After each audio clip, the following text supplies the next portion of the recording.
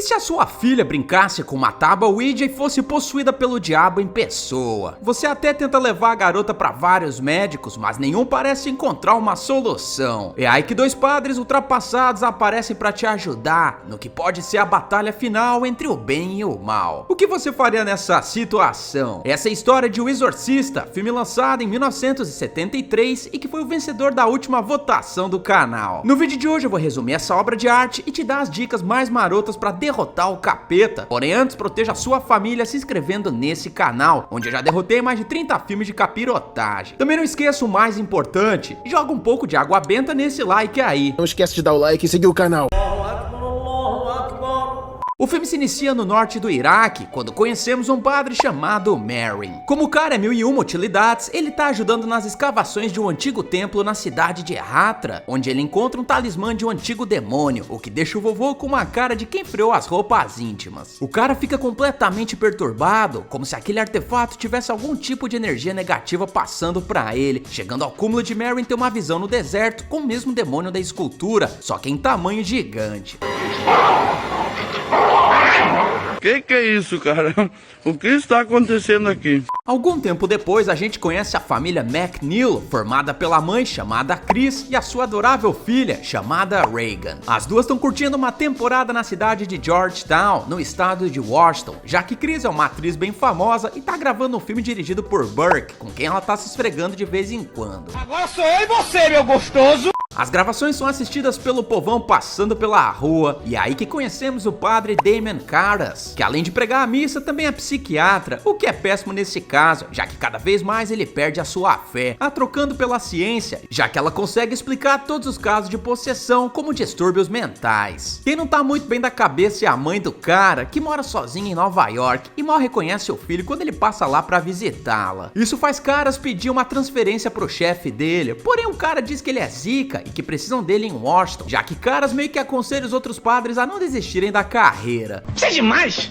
Certo dia, Reagan mostra pra mãe que encontrou uma tábua Ouija no sótão da casa. E pior do que isso, a garotinha dinâmica tá usando a parada sozinha. Cara, se vocês assistiram meus vídeos derrotando o Ouija 1 e o Ouija 2, que por acaso estão aparecendo no canto da tela, vocês sabem que nunca se deve jogar essa parada sozinho, já que se essa regra for quebrada, os espíritos do além meio que ganham permissão pra passar pro mundo dos vivos. Portanto, Reagan deveria ter pedido pra jogar com a mamãe ou com qualquer outro Zé Ruela que trabalha na casa da família. Melhor do que isso que eu acabei de falar, nunca mexa nessa tábua, ponto final. Chris burramente pede pra jogar uma partidinha com a filha, porém quando ela vai encostar no controle, a mandinga se move pro outro lado, sendo que Reagan diz que uma voz do além falou que não quer que a mãe dela participe da brincadeira. O quê? Mesmo tendo visto a parada magicamente se mexendo sozinha, Chris não dá um tabefe na filha e deixa a garota brincando com a tábua como se isso fosse completamente normal. Nessa hora, Chris deveria ter colocado ordem na casa, impedindo a filha de jogar pra sempre e se certificando de queimar a porcaria da placa. Dane-se, porque as coisas só pioram a partir daí, já que certo dia Reagan vai correndo pra barra da mãe e fala que a cama dela se moveu sozinha. Chris acha aquele comentário meio estranho, já que a filha não tinha costume de inventar mentiras, mas mais uma vez esquece aquela parada. Ninguém se importa. A parada fica ainda mais sinistra quando Chris decide dar uma festinha de aniversário, sendo que Reagan desce de pijama e dá uma aliviada no tapete da casa, deixando todos os convidados muito sem graça, em especial o padre Dyer, que deveria ter percebido que algo de errado não tava certo. Chris então dá aquela sabonetada e diz que a filha tá doente, o que faz a atriz levar Reagan pro médico. O profissional em questão acha que a garota tem algum tipo de lesão no cérebro, o que de acordo com ele tá deixando Reagan mais violenta e uma completa de uma boca suja. Sabe o que você é? Um cara de cu sujo, otário, Zé Mané e puto. Vai chupar seu pai. Meu pai? Infelizmente a parada só piora, porque Chris começa a ouvir uns barulhos vindos do sótão. No início ela pensa ser obra dos parentes do Stuart Little, no entanto, certo dia a mulher resolve subir lá e leva uma vela para iluminar o local. Ao chegar na metade do cômodo, magicamente a chama fica gigantesca, como se alguém bem forte tivesse assoprado. Curiosidade pra vocês, o set de gravação da casa de Chris pegou fogo no início da produção de O Exorcista, sendo que o único cômodo que ficou intacto foi o quarto de Reagan. O desastre acabou atrasando as gravações em 6 semanas, o que foi apenas o começo das bizarrices que a produção iria enfrentar pela frente. Voltando pro filme, a gente vê Chris chegando em casa depois de um dia cansativo de trabalho, só pra ver a cama da filha se mexendo violentamente, sendo que Reagan claramente não tá sendo responsável por aquilo. Chris comenta o fato com os médicos, mas eles dizem pra mulher ficar de boa, já que segundo os experts, Reagan teve um pico de adrenalina que deu força pra ela movimentar a cama daquele jeito. Eu tenho certeza que foi isso. Cara, Chris deveria ter ligado os pontos nessa hora, e eu me refiro a Reagan ter brincado com a tábua e logo depois a capirotice ter se manifestado forte na casa. Portanto, ela deveria ter ido direto para uma igreja, ainda mais considerando que ela era amiga do padre Dyer, que ao saber da situação poderia ter pedido uma avaliação do padre Caras, que com certeza saberia que o comportamento de Reagan não era uma doença psiquiátrica, e sim algo das profundezas do tinhoso. Dessa forma, a igreja poderia ter ido em frente com o ritual e arrancado o capeta da garota antes que ele causasse muito sofrimento a ela. Dane-se, porque nesse meio tempo vemos o padre Caras sendo chamado em Nova York, já que a mãe do cara pirou de vez e foi mandada para um hospital psiquiátrico. Ao visitar a coroa, a mulher mal reconhece o filho e morre fora de tela, deixando o padre completamente abalado. Curiosidade pra vocês de novo, a atriz que interpretou a mãe do padre realmente bateu as bolas no mesmo ano de lançamento do filme, o que só contribuiu para mais e mais pessoas acharem que O Exorcista realmente era um filme amaldiçoado. Coincidência? Acho que não! O pior é que as coincidências não param por aqui, mas calma que eu já volto nisso. A partir daí, Caras começa a ter pesadelos com mamãe, que tá o chamando pro outro lado da rua, ao mesmo tempo que ele vê a medalha de São José caindo no chão, mais ou menos como se ele estivesse pressentindo o perigo e o caos. Enquanto isso, a gente vê a equipe médica de Chris sendo chamada na casa às pressas, já que a garota tá tendo espasmos super cabreiros em cima da cama, que fazem a coluna de Reagan envergar como se ela fosse um boneco de posto de gasolina. Aí vai outra curiosidade pra vocês, essa cena em particular mostra a reação da atriz Linda Blair, que interpretou a Reagan. As frases que ela diz, faça parar, está queimando, foram fruto da dor que ela estava sentindo no momento, já que a coluna dela estava sendo dobrada para que a cena fosse convincente, o que infelizmente acabou causando escoliose crônica na atriz. Eu caguei nas calças. A cena ficou tão convincente que o diretor acabou decidindo manter a reação da atriz na tela. Voltando pro filme, o demo dentro da garota ainda tenta seduzir os médicos, o que faz a mãe de Reagan ficar ainda mais desesperada. Me possua! Me possua! Enfim, os médicos acreditam que os espasmos são fruto de uma doença muito rara e convencem Chris a continuar indo pelo caminho da ciência, o que submete Reagan a vários testes, desde tomografias, beliscadas no pescoço, teste do pezinho e muito mais. O problema é que nenhum exame é capaz de detectar o que tem de errado com ela, sendo que os médicos acham melhor chamar um psiquiatra para avaliar a Reagan. Infelizmente, o pessoal não chama Padre Caras dessa vez, sendo que eles preferem convocar o Dr. Tomate Espremido, e eu digo isso porque ele tenta colocar a Reagan sob hipnose e chama o tinhoso pro campo, que parte pra cima do médico e tira a possibilidade dele fazer filhos no futuro. Infelizmente, esse filme é só desgraça atrás de desgraça, já que Chris chega em casa e descobre que o diretor que ela tava pegando caiu da escadaria ao lado da casa dela em circunstâncias misteriosas. O mais bizarro é que na vida real, esse mesmo ator bateu as bolas antes do lançamento do filme. Enfim, Chris tá achando que aquilo tem a ver com o comportamento estranho de Reagan, sendo que ela vai dar um confere no quarto da filha e percebe que a janela tá escancarada, o que era um claro indício de que o diretor tinha ido conversar com a enteada, mas acabou dando de cara com a endiabrada. Não bastando isso, a garota desce as escadas igual uma contorcionista profissional, o que Chris deveria ter interpretado como um claro sintoma de possessão. Diante disso, se eu tivesse na situação dela, teria espalhado crucifixos pela casa, especialmente no quarto de Reagan. Além disso, eu também teria passado em uma capela para tirar a prova dos 9 e pegaria emprestado um pouco de água benta para enfraquecer a presença dentro da garota. Eu tô falando isso porque quanto mais tempo o demo ficar dentro dela, mais forte ele vai se tornar. Portanto, desacelerar esse processo é vital para a sobrevivência dela. Quem também sente cheiro de excremento no ar é o detetive Kinderman, que fica de olho na casa de Chris. De acordo com a teoria dele, apenas um cara muito forte, virado no suco, conseguiria ter derrubado o diretor da escada e feito com que o pescoço dele virasse 180 graus, que foi exatamente o jeito que o presunto foi encontrado. Já se inscreveu no canal? Cadê o like? Isso faz o detetive trocar uma ideia com o Padre Caras, que tá pensando seriamente em entrar pro mundo da atuação, já que ele devia estar querendo o papel de Rocky Balboa por treinar boxe todos os dias. O policial explica o que aconteceu com o diretor e fala que apenas um praticante de bruxaria conseguiria fazer com que o pescoço do cara ficasse daquele jeito. Ele então questiona se Caras conhece algum padre que talvez tivesse bandeado pro lado das trevas, porém Caras nega a teoria e fala que ao bancar o psiquiatra com os outros padres nunca percebeu nada estranho deles. Isso faz Kinderman ir conversar com Chris, já que segundo a análise da cena do crime, o diretor de cinema teria que ter caído da janela do quarto de Regan pra ter rolado tantas escadas assim. Segundo a teoria do policial, alguém entrou no quarto de Regan enquanto Chris estava fora e jogou o diretor pela janela, o que a atriz acha não sei exatamente o que aconteceu.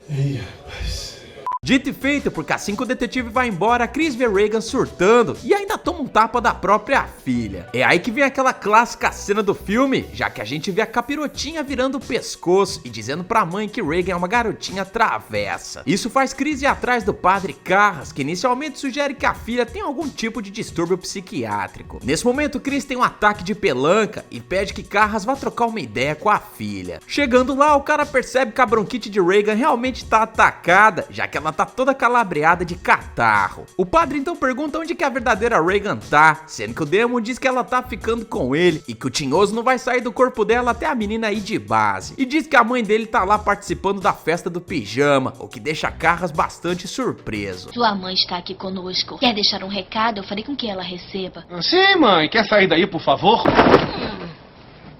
Você é sem graça? Eu tô trabalhando. Só que o padre acha que Regan ouviu sobre o falecimento da mãe dele e pra confirmar se ela realmente estava possuída, pergunta qual que era o nome de solteira da mãe. É aí que ele pega uma pneumonia por tabela, já que o catiço dá uma escarrada bem na cara dele. Apesar de tudo isso, Carras não fica convencido e dá as más notícias pra Chris, dizendo que a igreja só vai autorizar um exorcismo se ele tiver evidências, como por exemplo Regan ser capaz de falar outro idioma que ela nunca aprendeu durante a vida, já que o ritual pode demorar meses pra ser autorizado, e diante disso pergunta o que é necessário para seguir adiante com o processo. Carras diz que exorcismos não são mais autorizados pela igreja, que a maioria dos padres não tem a mínima ideia do que fazer nessas situações. Ainda de acordo com ele, Regan tá demonstrando exatamente o mesmo comportamento que os pacientes loucos que ele teve durante a vida psiquiátrica. Antes de ir embora, Carras pergunta se Regan soube da morte da mãe dele, sendo que Chris responde que não, já que somente ela tomou conhecimento por parte do padre Dwyer. No dia seguinte, Carras continua testando o capiroto e chega a falar em latim com ele, o que é o primeiro indício de uma possessão. Seguindo em frente, Carras espirra água benta no tinhoso, o que faz Regan se contorcer e falar em um idioma que o padre não conhece. No entanto, ao descer as escadas, Carras diz pra Chris que ele tinha usado água da torneira e que conseguiu enganar a Regan, que segundo ele não está possuída. Mesmo assim, alguma coisa fala no ouvidinho dele e o padre ouve as gravações da sessão. É aí que ele percebe que a tal língua desconhecida na verdade era inglês ao contrário, sendo que ao inverter a fita ele ouve o tinhoso pedindo pra deixar a garota morrer. Não bastando isso, ele é chamado na casa de Regan à noite, justamente na hora em que o tinhoso tá tirando aquele cochilinho antes das 3 da matina. É aí que o padre vê letras se formando na barriga de Regan, onde ele lê o pedido de ajuda da garota, que de alguma forma conseguiu assumir consciência na mesma hora. Finalmente, Carras passa a acreditar que a possessão é real, o que de alguma forma também começa a restaurar a fé dentro dele. O padre então pede autorização do superior para realizar o exorcismo, sendo que o cardeal concorda, porém diz que ele vai precisar de ajuda de um especialista nessa área, nesse caso o padre Merrin, que a gente viu lá no começo do filme. Só que o comando da igreja fica peidando na moita, já que Merrin tá com o pé na cova, sendo que o cara adquiriu um problema cardíaco no passado por ter realizado um exorcismo que durou mais de um mês. Mesmo assim, Merrin considera que missão dada é missão cumprida e parte pra casa de Regan. Ele e Carras unem forças e começam a ler o livro Ritual Romano, o que deixa o tinhoso dentro da garota pistola com os dois, já que os textos bíblicos conseguem diminuir a força dele. Cara, eu não sou nenhum especialista nesses casos, mas Regan tá amarrada, literalmente. Sendo assim, os padres deveriam ter coberto a boca dela para que ela não distraísse durante o ritual, ainda mais Carras, que ainda tem dúvidas sobre a fé dele. Não bastando isso, amarrar a boca da danada evitaria escarradas na cara dos padres, que continuam acontecendo. Infelizmente, a força do tinhoso é forte demais para Merrin, que começa a sentir uns tremeliques no coração. Mesmo assim, o véi é zica e continua lendo o livro, o que acaba despertando a crença dentro de Carras, que finalmente entende que a parada ali é bem real. O Catiço então tenta contra-atacar e faz Regan levitar da cama, que manda um terremoto para desestabilizar os dois padres. O mais bizarro nessa cena é que a garota já tá completamente desamarrada, o que me leva a pensar,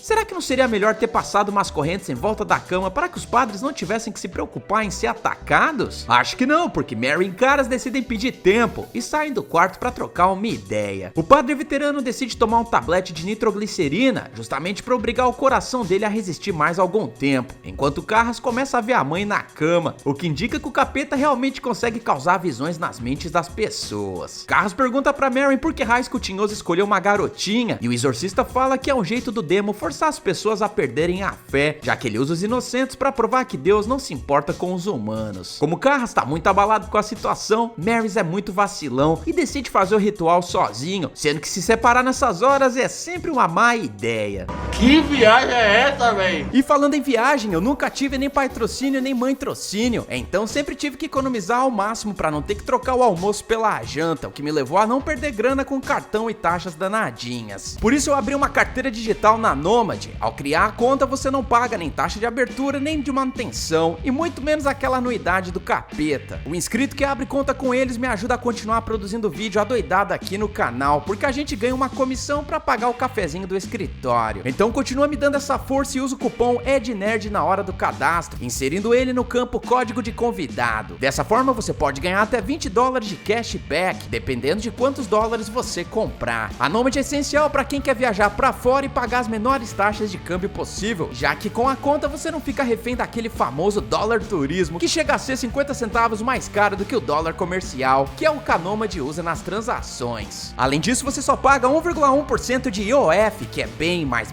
baixo do que os 6,37% que o trouxa aqui já pagou em várias viagens que eu tive a oportunidade de fazer. Se não tá bom pra você, a Nomad ainda tem uma sala VIP no Terminal 3 do aeroporto de Guarulhos, que você pode usar pra esperar o seu voo. Fazendo um Pix em real pra conta Nomad, você já compra os seus primeiros dólares, e mesmo que a sua viagem não aconteça em breve, você pode ir juntando dinheiro de pouquinho em pouquinho, e de certa forma fazer uma reserva de uma moeda que quase nunca abaixa. Então continue ajudando o canal e abre a conta, demora cerca ali de 3 minutinhos. E não se esqueça de colocar o cupom EDNERD no código de convidado. Uhul! Chris então pergunta pra Carras se a filha dele vai se lascar, porém o padre ganha confiança e diz que não, já que agora ele vai meter o modo Rock Balboa, subindo no quarto pra ajudar o veterano de guerra. Infelizmente o coração de Marys não aguenta o tranco e ele tem um ataque cardíaco antes de conseguir tirar o capiroto de Regan. Já era! Carras até tenta reanimá-lo, mas já é tarde, sendo que o Catiço debocha da situação. O padre então fica pistola e diz pro demo que se ele não sair por bem, vai sair por mal, o que é um prato cheio pra porradaria começar.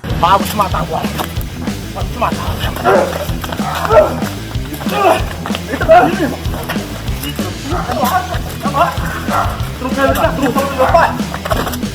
Levanta. Mesmo assim, o demo diz que não vai sair, o que faz Carras se sacrificar pela garota, pedindo assim que o Catiço entre dentro dele. O tinhoso aceita o trato e possui Carras, só que ele não sabia que o Homem Santo tinha colocado o Shape para uma situação como aquela, o que incluiu praticar boxe e atletismo. Com o corpo e o espírito fortalecidos, Carras não é dominado pelo Catiço e pula da janela para se finalizar com o tinhoso. Quem estava passando pela rua nesse momento era o padre Dwyer, que pergunta se Carras quer se confessar antes de partir em direção à luz no final do túnel. No final do filme vemos Regan se recuperando da possessão, sendo que Chris comenta a situação com o padre Dwyer, dizendo que ela não se lembra de nada do que aconteceu. A garotinha também encontra a medalha de São José que havia caído do pescoço de Carras no momento da possessão, e dá de presente pro Dwyer, que diz que Regan pode ficar com o objeto. Dessa forma, mãe e filha vão embora da cidade, enquanto o padre e o detetive vão comer um PF durante o almoço. Tô cagado de fome. O Exorcista teve boas avaliações da crítica, porém excelentes do público, sendo que esse é com certeza um dos melhores filmes de terror de todos os tempos. O roteiro sabe explorar os personagens com excelência e apresenta vários elementos na trama, como cristianismo, fé, ciência e obviamente a essência do mal, sendo que cada tema é desenvolvido de forma que faz a gente filosofar sobre o longa até mesmo os dias de hoje. Além disso, os efeitos práticos de O Exorcista continuam incríveis, sendo que os filmes atuais ainda penam muito para chegar no nível de um longa de 19 1973. Agora falando do exorcismo em si, as cenas são tão desconfortáveis que o meu café esfriou ontem quando eu tava reassistindo o filme, já que eu não conseguia tirar os olhos da tela. Na minha opinião, essa sequência final é um dos grandes momentos do terror. A única coisa que eu não gosto muito no roteiro é a maneira que o texto encontra pra fazer Chris e o Padre Carras se encontrarem. Eu acho que faltou uma liga que poderia ser feita pelo Padre Dwyer, que inclusive era amigo pessoal da atriz. Além disso, a subtrama do policial não acrescenta em nada e poderia ser retirada também. Diante disso, a minha nota pro filme é 9,5. Deixa aí nos comentários se vocês concordam com essa nota ou tem uma opinião diferente da minha. Nas bilheterias, O Exorcista foi um dos filmes de terror mais rentáveis da história, faturando mais de 441 milhões de dólares para um orçamento de apenas 12 milhões, o que infelizmente fez o estúdio apostar numa continuação chamada de O Exorcista 2, O Herege. Se vocês realmente quiserem ver esse filme por aqui, bora apertar esse like, já que se esse vídeo chegar em 6 mil likes e vocês comentarem muito a frase "eu quero" nos comentários, eu faço um recap dessa sequência toda cagada. Galera, também sigam a gente nas redes sociais e considere fazer parte do clube de membros, onde vocês podem assistir vídeos sem anúncios, ganhar selos e figurinhas pra pôr nos comentários e pedir o seu filme pra aparecer por aqui. Sem mais enrolação, bora pra contagem de presuntos. O total de corpites no longa foi de apenas um presunto, sendo que os outros não aparecem em tela. Então o troféu presunto de ouro vai pro Padre Merrin por WO. Pessoal, tô deixando uma playlist aí na tela super legal pra vocês, chamada Filmes de Capirotagem, onde eu já derrotei outras sagas do terror, como Atividade Paranormal, Invocação do Mal e também aquela bomba chamada O Exorcista Devoto, que seria uma continuação desse filme aqui, mas que realmente vai ser desconsiderada logo mais. Eu espero que vocês tenham gostado, eu vejo vocês no próximo vídeo e valeu!